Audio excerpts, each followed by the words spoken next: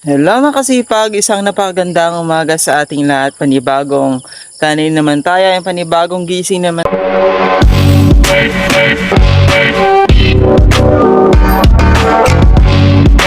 tayo makasipag. So thanks God kasi nakatanim tayo ng ating patulay dito sa baba ng aming bahay, no, na kung saan ay di ko kayo na-update kahapon kasi lobat kami, no.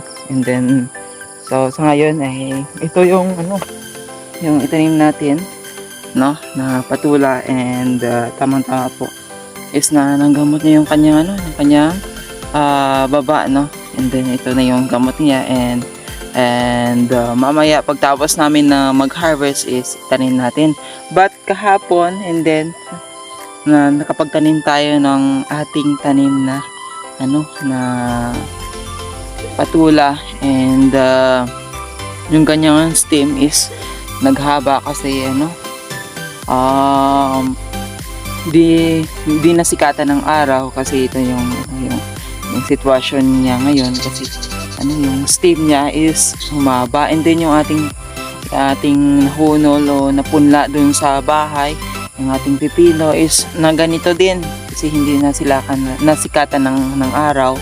And dapat kapag nagpunla kayo sa seedling tree nyo ay dapat nakasikat ng araw at nasikatan din para mas hindi mahaba yung kanyang stem, makasipag. Ito na yung ating natanim kahapon hanggang dun sa dulo, makasipag. Yung space natin dito is sobrang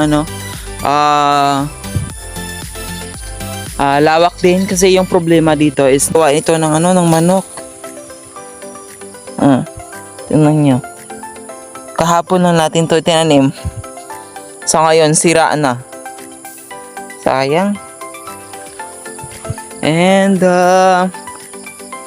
marami po tayong mga kasipag. Marami pa tayong punla doon sa bahay. And then nakapag doon pa tayo, may natira pa tayo sa ating lalagyan. And then kung gumawa kayo DIY mga kasipag is yung gagawin nyo mga kasipag, kuha kayo ng isang piraso na ganito ng dahon ng saging, no, kahit anong saging yan, saba or lakatan or kahit anong saging mga kasipag, no, ng dahon ng saging. Tapos i-roll ninyo ng ganito, and then tusokin nyo ng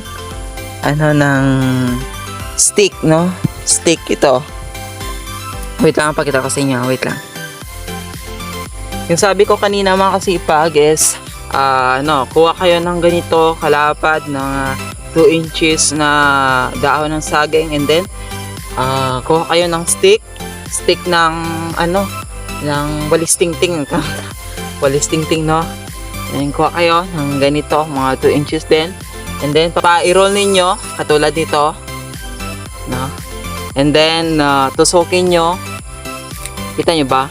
Yan, ganito tusukin nyo, and then hanggang dito na para paglagay niyo ng compost or compost hindi siya masira. And then basic lang po makasipag, no? Ito yung gawin nyo para mas madali at para mas kayo mas makatipid sa gastusin kasi pero kung malawak yung inyong punla, and then marami po, bibili na lang kayo ng seedling tree.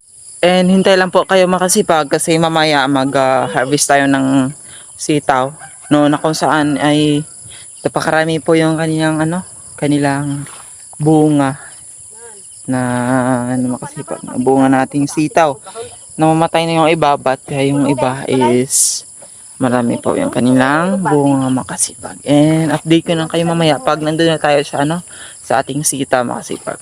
And dito na tayo ngayon makasipag sa ating tanim na sita, makasipag. Ay tara ngayon samahan nyo ako makasipag sa pag-harvest. And tara, let's go.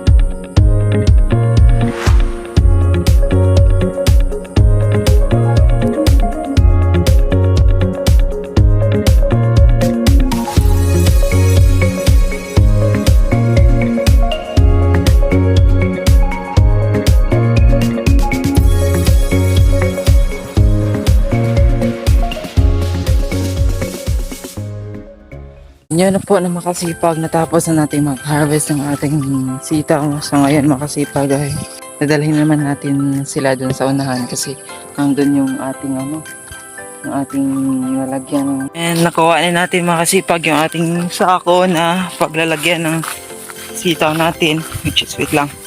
Kukunin pa tayo dito. Yan. Makasipag.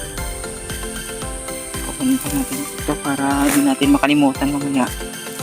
Eh, sayang naman pag nakalimutan natin ilagay sa sako, hindi matitira dito kasi napakamahal pa talaga ng ng sitaw dito sa amin, which is 50 ang kilo. And ito na yung harvest natin dito. Ito natin nadala yung ating tripod kasi nasira naman yung ating tripod, mga sipag.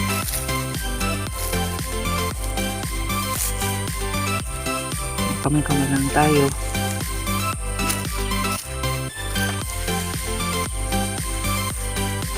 Pati yung puno niya makasipag ng bunga na. Yung bunga.